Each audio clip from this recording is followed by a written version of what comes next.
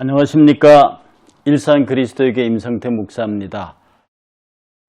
벌써 초복도 지났죠. 장마 중에 있는데 불쾌지수도 높고요. 그래도 영상 30일대 폭염 이러고 하는데 모두가 다 건강한 여름 보내시기를 바랍니다.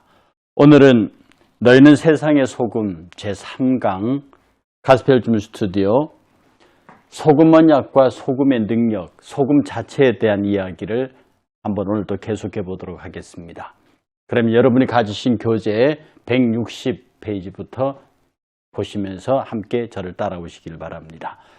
여러분들의 이 수업이 많은 사람에게 도움이 되고 퍼져나가기 위해서 좋아요, 구독, 신청 이런 거 눌러주셔야 한다고 합니다. 부탁합니다. 수업 시작하겠습니다.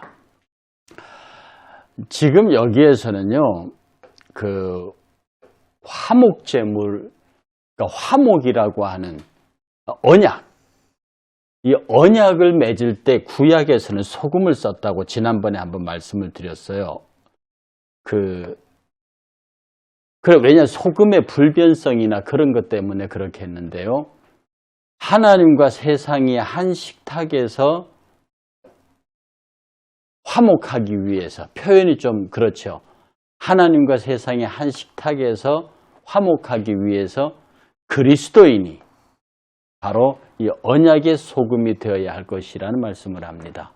다시 말해서 하나님과 인간 사이에 예수 그리스도의 십자가가 화목의 식탁이 되셨어요. 그래서 그가 전 우주적으로, 전 역사적으로 모든 인류가 하나님과 함께 앉을 수 있는 하나님의 전 앞으로 나아갈 수 있는 자격을 예수께서 주셨죠. 그런 면에서 예수께서 소금의 역할을 감당하신 겁니다. 그러면 지금 살아서 그리스도의 실존을, 그리스도의 역할을 해야 하는 우리 모두가 다 바로 하나님과 불신자들이 빨리, 특히 불신자들이 하나님에게로 돌아와서 한 식탁에 앉을 수 있는 믿음의 공동체가 되게 하는데 반드시 그 역할을 해야 하는 것이 저와 여러분들 성도들의 몫이라 그런 뜻입니다. 그래서 이 소금은 하나님의 사죄 은총이 영원히 병원질되지 않음. 소금은 그렇죠. 부패하지 않죠. 그것을 상징하며 세상은 이 소금으로 말미암아 부패가 방지될 것입니다. 이 소금은 그리스도인이에요. 그리스도인으로 말미암아 하나님의 사죄의 은총이 영원히 그러니까 하나님의 사죄의 은총이 영원히 변질되지 않는 것의 상징이 소금이에요. 그리고 세상은 이 소금으로 말미암아 부패가 방지될 것입니다. 우리를 향하여 너희가 세상의 소금이라 하는 하나님의 소금이 우리인 여기는 바로 우리가 하나님의 사죄의 은총의 증거들이에요. 그리고 세상 사람들에게 바로 너희들도 이 부패가 방지될 소금의 역할이 어떤 것인지를 그들에게 보여주는 것. 바로 이것이 성경에서 가르치고 있는 언약 소금으로서의 모습입니다. 이 소금은 화목제물이신 그리스도이기에 그리스도를 영접하는 것이 하나님과의 화목을 완성하는 일입니다. 즉 소금 언약에 참여하는 것이다 하는 뜻입니다. 너희를 위하여 영접하는 자는 나를 영접하는 것이요 나를 영접하는 자는 나를 보내신 이를 영접하는 것이다. 그러니 너희에서 출발한 이 말씀은요. 나를 보내신 이를까지, 나를 보내시니까지 갑니다. 우리가 하나님까지 연결되는 거죠. 하나님이 예수님을 보내고 예수님이 우리를 보내셨습니다. 그러니까 누구든지 우리를 영접하면 예수를 영접하는 것이고 예수를 영접하는 자는 하나님을 영접하는 것이다. 그 영접의 과정에 들고 있는 우리 예수 그리스도 공동체, 이것은 이 땅에서 하나님과 화목을 이루는 화목 공동체의 주체들입니다. 소금은 썩지 않아요. 변질되지 않아요. 그 변질되지 않는 하나님의 은총의 상징이 소금이다 이 말입니다. 우리가 그 증거들이에요.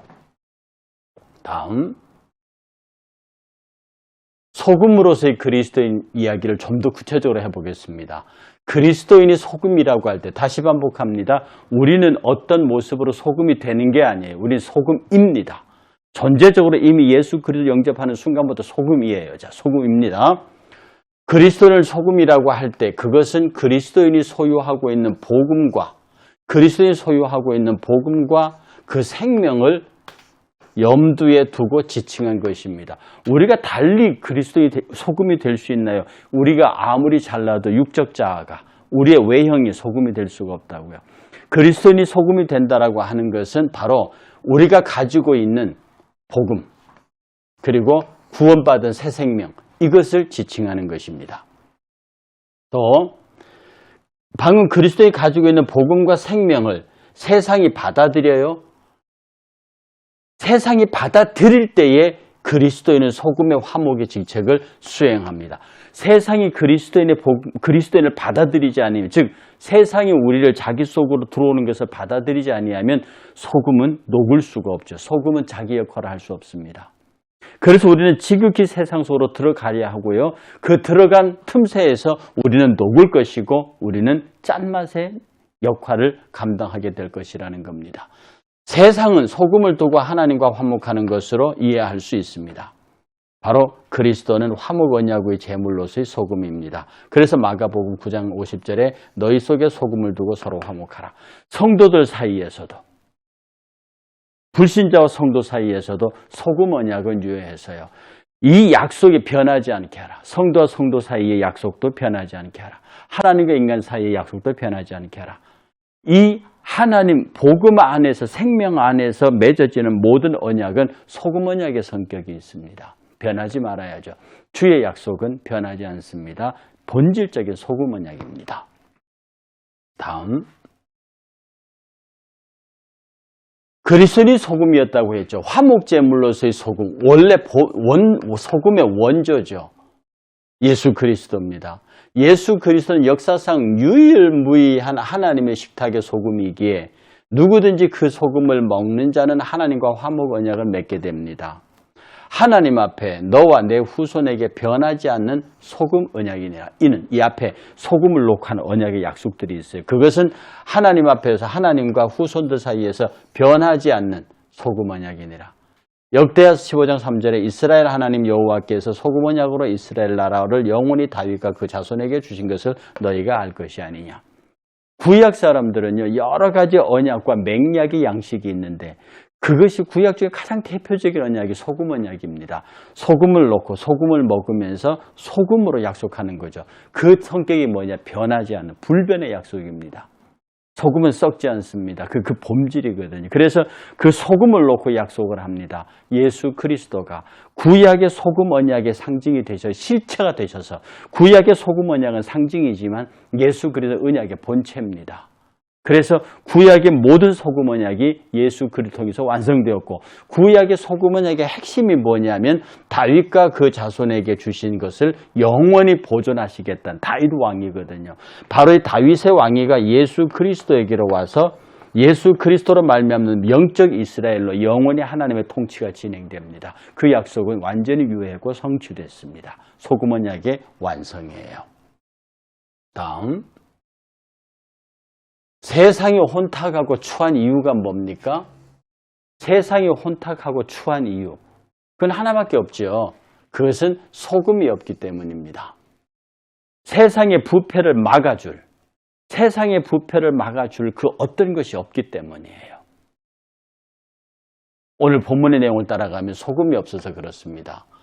그래서 예수께서는 스스로 정결하게 하는 소금으로서 이 땅에 오셨습니다. 그러니 너희는 세상의 소금이라고 말하신 그분께서 본체적인 소금이란 뜻이거든요. 그래서 다시 오시는 그날까지 우리가 소금의 사명을 감당하도록 성도를 세웠습니다. 세상에 소금이 없기 때문에 추해져요. 썩어요.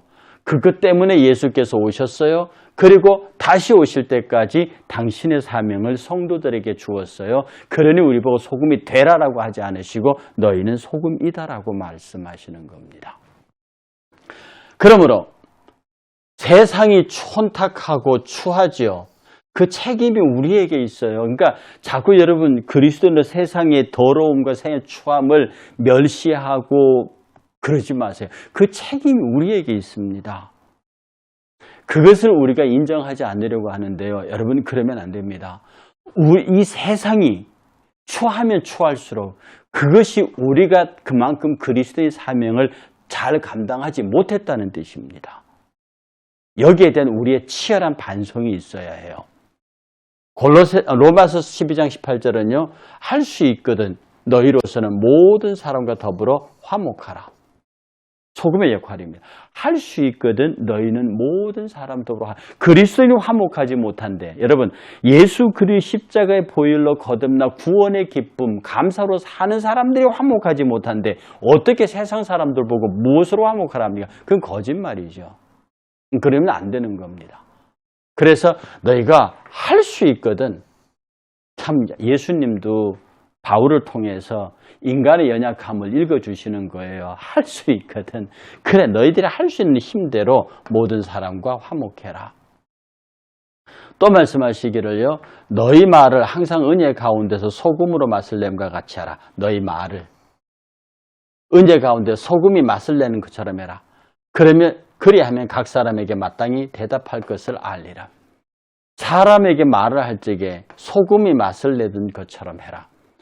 제가 언젠가 말씀드렸죠. 소금의 맛은 짠맛입니다. 그건 소금이 원래 갖고 있는 맛이에요.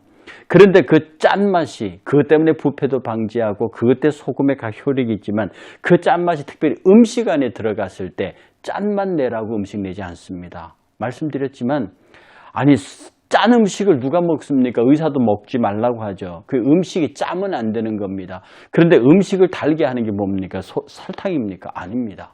그 음식은 그야말로 단 것 자체가 목적이어서 원래 단 것을 집어넣는 거지만 소금은 짜요. 그런데 소금이 들어가서 거기 있는 다른 그 안에 들어가 있는 식재료들과 양념이 어우러져서 단맛을 만들어내는 거예요. 그러니까 성도가 들어가서 그 소금이 내는 단맛을 냅니다. 그렇게 하면 우리가 각 사람에게 대답할 말이 생각나요. 내가 소금으로서 말을 하면 저 사람에게 무슨 말을 해야 되는지를 어떻게 말해야 단맛이 나는지를 안다고요. 근데 어떤 경우요. 이게 쓴 말인 줄 알면서도 고의로 합니다. 아주 이쁘게 포장해서. 나쁜 거예요. 이건 정말 나쁜 겁니다. 그렇게 말하면 듣는 사람의 마음이 쓰리고 또 약오르고 화나게 할 걸 알면서도 같은 성도면서도 그렇게 말합니다. 소금이 아니에요. 소금이 아니에요. 에베소 4장 26절에 무릇 더러운 말은 너희 입 밖에도 내지 말고 오직 덕을 세우는 데 소용되는 대로 선한 말을 하여 듣는 자들에게 은혜를 끼치게 하라. 역시 말에 관한 얘기입니다. 그 인간사 가만히 보면요. 거의 말이 대부분이에요. 말로 찬양빛 감다는 말이 단순한 말이 아닌 것 같습니다. 세상의 모든 문제는 거의 말에서 나와요. 그냥 생각하고 나 혼자 본 일 이런 것들이 문제를 일으키지 않습니다. 그게 말이 되어서 밖으로 튀어나올 때 비로소 사건이 되는 거죠.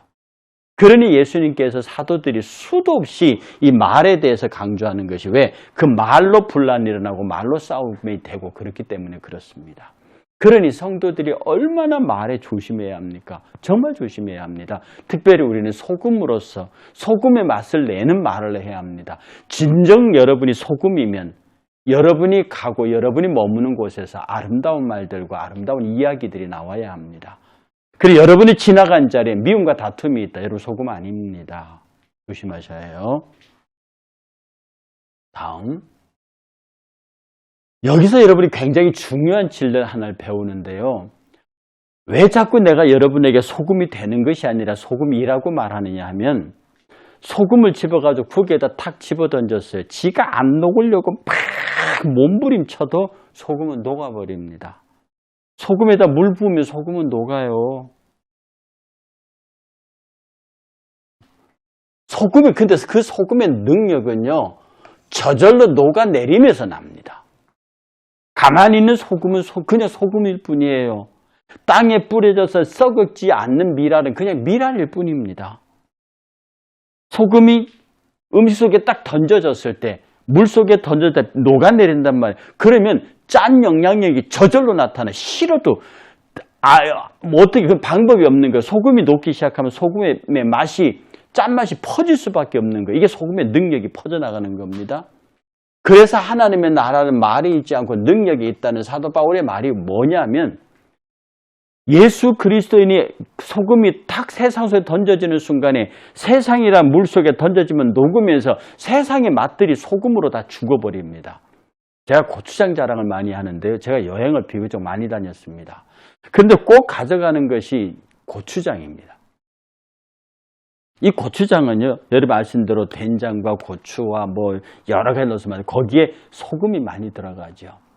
그 고추장으로 비벼버리면 세상의 모든 맛이 고추장 맛으로 통일돼 버려요. 아무리 느끼한 음식, 어떤 음식이라도 고추장으로 비비면 전부 고추장 맛이 돼버립니다. 마치 소금도요.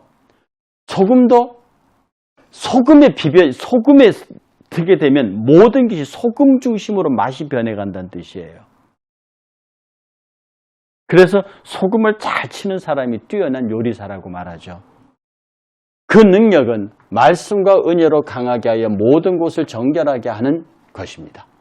그래서 이 소금을 복음으로, 소금이 예수 그리스도인이요 복음으로 보면 그 복음의 능력은 뭐냐? 말씀과 은혜로 강하게 해서 모든 것을 정결하게 합니다. 복음은 모든 것을 태워요. 복음은 모든 것을 씻어요.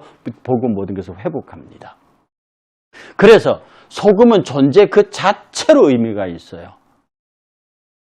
소금이 움직이지 않아도 소금입니다. 그리고 소금이 딱 위치하는 곳에 녹기 시작하면 소금의 능력은 저절로 나타난다고요. 이건 굉장히 중요한 의미를 갖고 있는 말입니다. 다시 말해서 소금은 자신의 의지에 의해 스스로 녹을 수 없습니다. 그러니 스스로 내가 의인이 되고 스스로 예수 잘 믿는 노력이 부질없다는 뜻입니다. 그러니까 하나님 나를 녹여주세요. 내가 이 교회에서 녹아들게 하십시오. 우리 일산 그리스도교 성도들, 이 방송 청취하시는 모든 분들이 말입니다. 자기 교회에서 녹으면 그 소금의 형체가 없다고요? 그 녹기 시작하면 그 소금의 실체가 눈에 보이지 않습니다. 보이지는 않는데 그 영향력이 막강해요. 그런데 왜 보입니까? 눈에 저 사람이라고 딱 띄면서 그 영향력이 나타나는 게 세상 정치예요. 세상 정치는 그 사람의 존재가 뚜렷이 드러나고 그 영향력이 나타납니다. 그러나 교회 정치는요, 교회 운영은요, 그 사람이 안 보여요. 그런데 그 사람의 힘으로 교회가 유지되는 겁니다. 이것이 교회의 진정한 소금의 모양이에요. 여건과 형편이 주어지면 저절로 녹아버립니다. 나는 가만히 있어요. 근데 내 주변의 여건이 녹을 여건이 돼요. 그러면 나는 녹기 싫어도 녹아버리기 소금입니다. 소금이 가만히 물이 부어지면, 소금은 가만히인데 국 속에 들어가면, 탕 속에 들어가면 그대로 자기가 그걸 어떻게 할 수 없는 거예요. 그러니까 소금의 녹음은 자기 통제가 아니라 외부 환경 요건입니다. 그 환경을 누가 만드시느냐? 주님만. 그래서 나를 순교의 장으로 데려가시면 거기서 녹을 것이고, 나를 고난의 장으로 데려가면 거기서 녹을 것이고, 나를 영광의 자리에 올려놓으시면 거기서 녹을 것이라. 아침 방송에 크리소스톰 얘기했죠. 내 목을 쳐라. 그럼 나는 침례 요한처럼 될 것이다.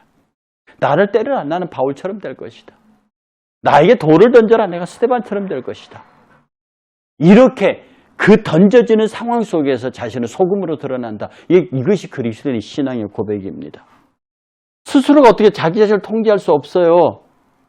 소금이 변하는 것은 스스로는 통제할 수 없는데 그 소금이 변형되잖아요. 녹잖아요. 이게 소금의 능력이에요. 그러니까 능력은 가만히 있어도 나타나는 거예요. 그리스도의 능력은 가만히 있어도 나타납니다. 스데반이 돌에 맞잖아요. 그래서 죽잖아요. 그렇게 녹아내리잖아요. 그 스데반의 큰 영향력은 말로 감당할 수 없습니다. 침례 요한이 목을 잃었잖아요. 그렇게 녹아집니다. 그 세례 요한, 침례 요한의 그 막강한 힘은요. 스데반이 그렇고 침례 요한이 그랬고 사도 바울이 그렇게 매맞고 고난에서 마지막 순교하잖아요. 그 영향력은 세계로 복음이 퍼져가는 위대한 결과로 나타납니다. 말릴 수 없습니다. 아무도 말릴 수 없습니다. 그것이 바로 우리의 능력입니다. 저와 여러분의 소금으로서의 능력입니다. 여러분이 소금이 녹아 들어가면 그 녹은 소금에 묻혀 들어가는 존재들은 소금 맛이 낼 수밖에 없게 돼 있어요. 소금의 단맛을 가질 수밖에 없게 돼 있다고요. 이게 그리스도인의 멋진 모습입니다. 다음,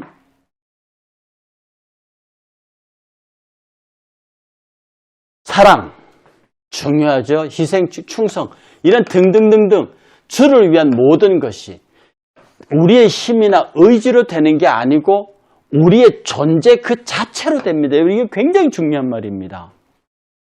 스스로 소금되려 하지 않아도 됩니다. 막 사랑하려고, 충성하려고, 희생하려고 막 그렇게 노력하지 않아도 됩니다.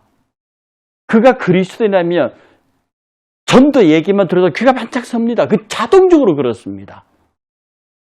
어떤 일에 헌신하고 충성할 이 상황이 생기잖아요. 그러면 저절로 정신이 번쩍 들어요. 저거 이렇게 들어간단 말입니다. 지난주에 우리 교회에서 선교지에 보내야 될 마스크 얘기 광고가 나갔습니다. 즉각적으로 반응하는 거죠. 왜? 소금이 자동적으로 선교지라고 하는 상황과 부딪히는 순간에 녹는 겁니다. 내가 거기에 녹아들 때에 단맛이 나는 거죠. 얼마나 아름다운 일입니까? 필요 적절할 때에 주께서 우리를 녹여내십니다. 그냥 녹아들면 돼요. 그 자동적으로 하나님의 뜻을 이루게 돼요. 그게 소금이 안 녹겠다고 막 몸부림칠 수도 없는 거잖아요. 소금인데. 소금은 소금 주인의 손에 들려서 던져지면 그곳에 떨어져야 되는 것이고, 그게 국이면 국에서, 그게 음식이면 음식에서, 그게 떡이면 떡에서 녹아 들어가야 하는 겁니다. 소금의 방법이 있습니까? 절대로 그런 거 있을 수 없거든요. 예. 소금은 정말 그 존재 자체로 힘이 있습니다. 왜? 주께서 소금의 능력을 부여하셨으니까. 스스로 녹여낸다? 이건 자기의입니다. 가짜란 뜻입니다. 자기 자랑입니다. 그리스도와는 무관합니다. 하나님께서 녹여내지 않는데 지가 스스로 녹아요. 자기 스스로 녹는 소금이 어디 있습니까? 그건 가짜 소금물이에요. 그건 아무런 힘도 내지 못하면 이미테이션입니다. 모조품. 그래서 기독교 신앙은 저절로 하나님께서 우리에게 주신 은혜를 따라서 우리 몸이, 인격이, 상황이 만들어지면 저절로 변하는, 저절로 그렇게 되는 거예요. 정말 교회 가기 싫은데 안 가면 담임 목사님이 신경 쓰이고 전화 올 거고 그러니까 할 수 없이 그래도 내가 장로인데, 내가 집사인데 그래서 교회로 온다? 스스로 녹으려고 하면 안 녹아지는 거죠. 농담 안 할까요? 저도 누구한테 들은 얘기인데요. 어떤 분이 어머니한테 엄마 정말 교회 가기 싫어. 어머니가 너는 꼭 교회 가야 돼. 아니야 어머니 나 정말 교회 가기 싫어요. 왜? 난 가야 돼. 왜요? 네가 그 교회 담임 목사잖니. 이게 농담입니다. 사람들이요. 교회가 막 가기 싫은데 억지로 가야 되는 상황이 있어요. 그는 예배 자체가 노동입니다. 그건 소금으로서 안 녹는 거예요. 그런데 일주일을 살면서 교회 가는 날을 기다려요. 주일날 예배 마쳐 집에 가면 다음 새벽 기도를 기다리고요. 새벽 기도 나오는 사람들은 수요 예배를 기다리고요. 수요 예배 나오는 사람은 금요 기도를 기다립니다. 그리고 주일을 기다립니다. 온통 교회에서 모이는 그 날들과 그 시간들을 생각한다고요. 이게 소금에 녹아가는 모습입니다. 새벽 기도 또 주일이야. 이런 식의 또 헌금 또 전도 또 이게 참. 그래서 요새 어떤 사람들은 큰 교회를 잘 몰리는데 용서하십시오. 그냥 큰 교회 가서 예배만 드리고 오니까 아무것도 안 해야 되니까 누가 더 시비 안 거니까. 그렇게 편해서 예수 믿기 좋대서 이름 얼굴 밝히지 않아도 되는 큰 교회를 간대요. 저는 그런 교인들을 불쌍히 여깁니다. 거기는 성도의 교제가 없어요. 하나님 나라의 교제가 없다고요. 그냥 자기 혼자 신앙생활을 하는 거거든요. 그게 무슨 신앙생활입니까? 그래서 비대면 예배가 아니라는 거예요. 그래서 지금 현실이 가슴 아픈 겁니다, 여러분. 그 녹아내림이 소금이 녹아내릴 수밖에 없는 환경과 조건, 그것은 주님이 하십니다. 그리고 우리는 그것을 거부할 수 없어요. 여기에 순종하셔야 합니다. 나는 소금입니다. 소금이 녹을 환경은 주님이 결정하십니다. 그리고 우리는 그걸 거부할 수 없어요. 아니, 오히려 기쁩니다. 그 녹아내림이 하나님의 뜻을 이루고 우리로 하여금 한없이 행복한, 즉 우리의 존재의 질과 가치를 증명해 줍니다.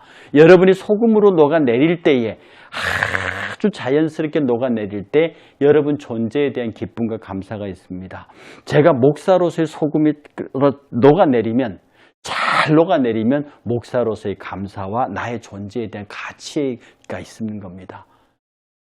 내가 목회자고 장로고 집사고 권사인데 그답게 녹아내리지 않아요. 빳빳한 껍데기 모양으로 있습니다. 얼마나 곤고합니까? 얼마나 피곤합니까?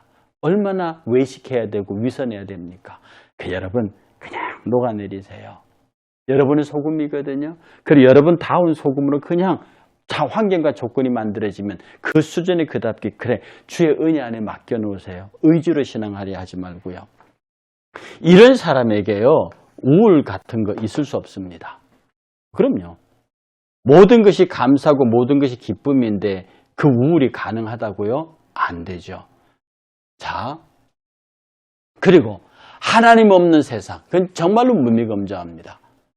하나님 없는 세상은 무미건조해요. 세상에 소금이 필요한 이유도 하나님을 잃어버린, 즉 창조의 맛을 잃어버린 까닭이기 때문입니다. 너희는 세상이 이미 소금이란 말 속에 하나님 없는 세상이 무미건조함이 전제되어 있습니다. 즉 세상에 소금이 없다는 뜻이에요.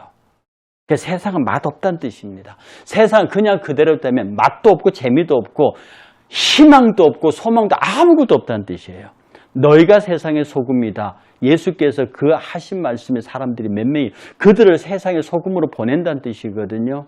그게 세상에는 소금이 없다. 거기는 무미건조하고 맛도 없고 재미도 없고 미래의 희망도 없고 아무것도 없다는 뜻입니다. 원래요 하나님께서 창조하신 하나님 보시기에 좋았더라는 그 세상은요 감미로운 맛으로 충만했어요. 타락하지 않으니까 소금의 맛은 아닐 겁니다. 정말 달콤한 맛이에요. 소금을 넣지 않아도 하나님이 창조하신 타락하기 이전의 창조 세계는요 그야말로 감미로운 흙으로 자기 형상 모양대로 사람을 지으셨어요. 생기를 불어넣으셨어요. 그래서 생명이 되게 하셨어요. 그리고 그들에게 복을 주셨어요. 그리고 말하기를 생육하고 이 땅에서 충만하고 번성하고 정복하라고 명하셨어요. 그러니 인간에게 만물은 달콤한 겁니다. 행복한 겁니다. 아름다운 겁니다. 그들의 이름을 다 지어주면서 그들을 다스립니다. 그야말로 감미로운 찬양과 찬미와 감사와 향기로 가득한 에덴 동산이었다고요.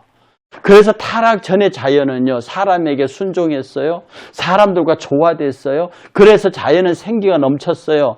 영성을 소유한 인간과 서로 상응할 만큼 인간은 영성을 가졌어요. 저 만물은 영성이 없습니다. 그냥 영성을 가지고 자기를 통치하는 그 인간과 재미있게 놀 만큼 실제가 만족함으로 가득 차 있었어요.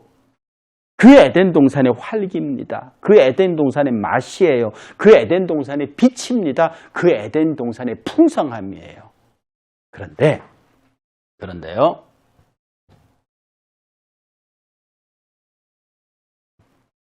자연과 인간은 외적 조화나 필연적 구조나 기계적인 상부상조만이 아니라 내적인 내면까지도 완전한 화합으로 갈등이 없었으며 이 관계의 주도권은 인간에게 있습니다. 아까 말한 그 창조의 그 아름다운 만물이 영성을 가진 인간에게 순종하며 서로 상하면서 서로 교제하면서 행복하게 살았어요. 그러나 어디까지나 인간이 그들을 지배하고 다스리는 구조입니다. 호랑이가 아무리 사나워도 인간 앞에는 순종해야 되는, 아무리 크고 힘센 동물이라도 작은 인간에게 순종해야 돼. 창조의 질서가 그렇다는 것입니다. 외적 조화, 구조 다 포함해서 내적인 면까지 완전히 만물 피조물은 인간 앞에 복종하도록 그렇게 돼 있다고요. 창조 질서의 주도권이 인간에게 있습니다. 그러므로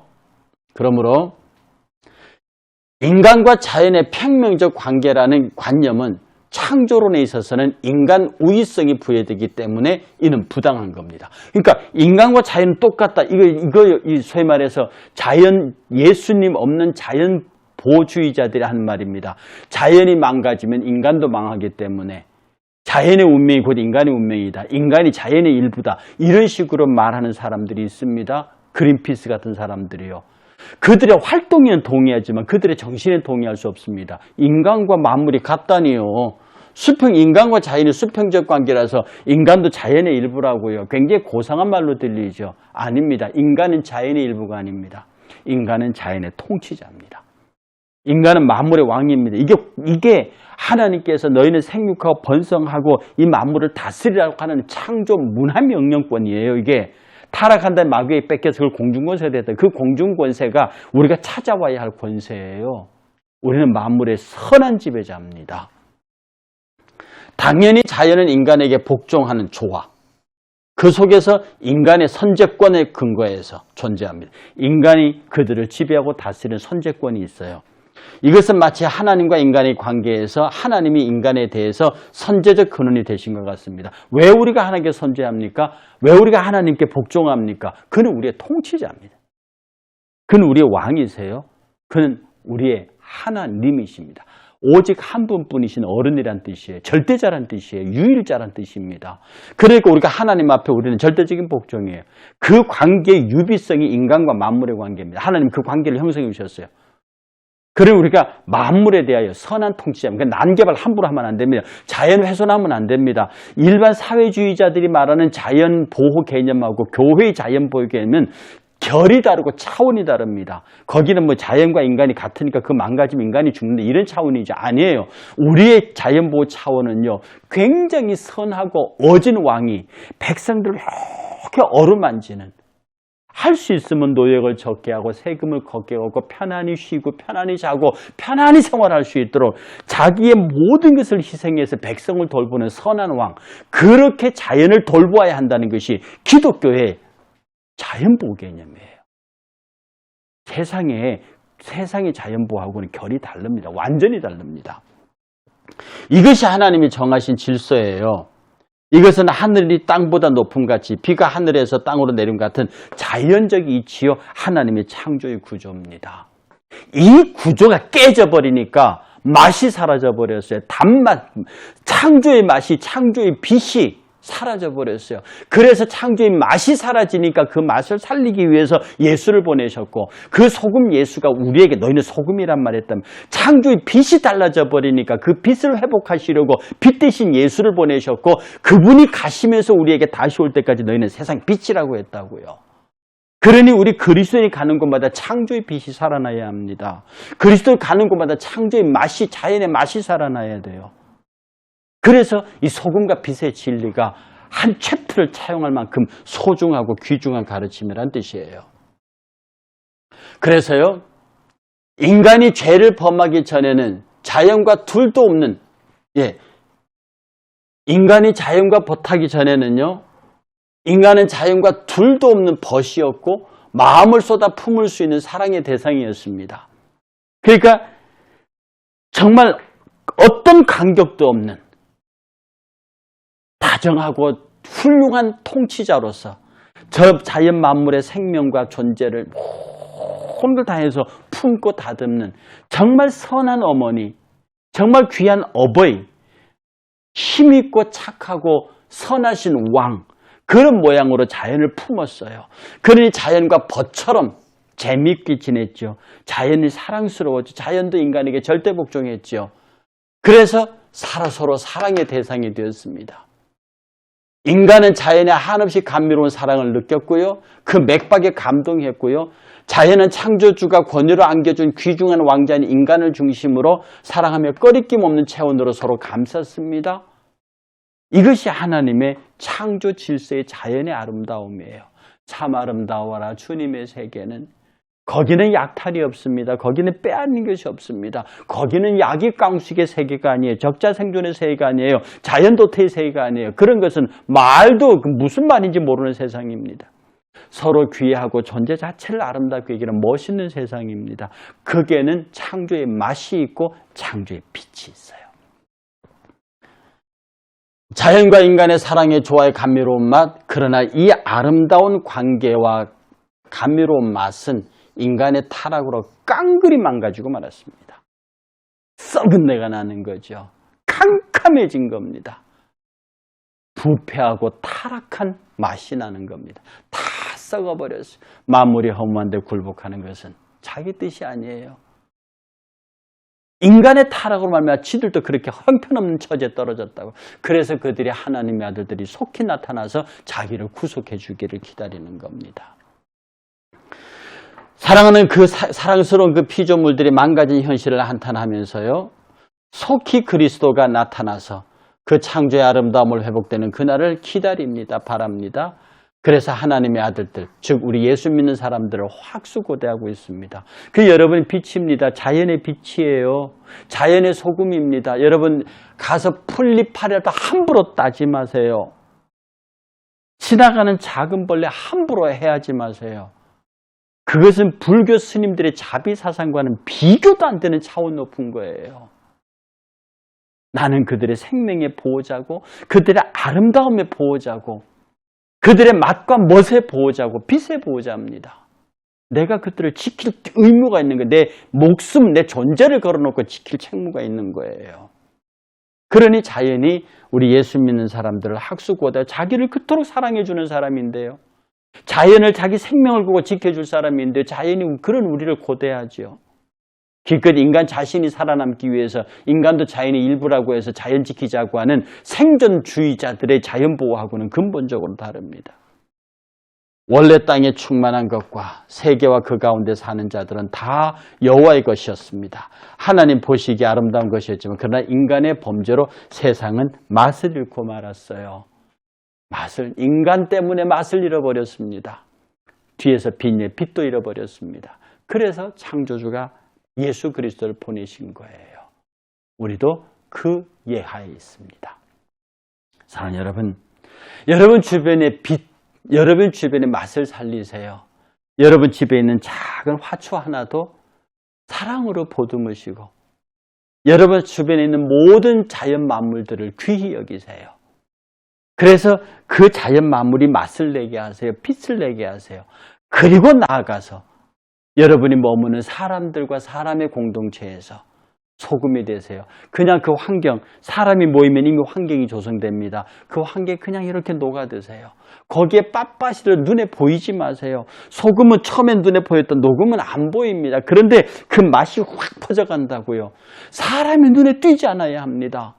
그냥 녹아져서 예수 그리스도가 33년을 세상에 계시다가 그가 우리 눈에서 사라지면서 세상 속으로 확 녹아들으셨습니다. 성령의 역사로요. 우리도 그 성령에 힘입어서 모든 성도 사이에서 사랑의 물결을, 소금의 맛을 내보내야 합니다. 저절로 그렇게 돼야 한다는 뜻이에요. 오늘도 여러분이 말씀 가운데서요, 큰 위로가 있기를 바라고요. 하나님 나 소금 될래요. 소금 될래요. 그래 소금 되려고 노력하지 마세요. 고백하시면 됩니다. 하나님 나는 당신의 소금이에요. 하나님 나는 당신의 빛이에요. 그냥 내가 가는 곳에서 소금처럼 녹아지게 하세요. 그래서 소금처럼 단맛을 내게 하세요. 소금처럼 썩지 않도록 그런 영향력을 발휘하게 하세요. 이런 멋진 소금으로서의 삶이 되시기를 주의 이름으로 축복합니다. 감사합니다. 다음 주 화요일에 뵙겠습니다. 평안을 빕니다.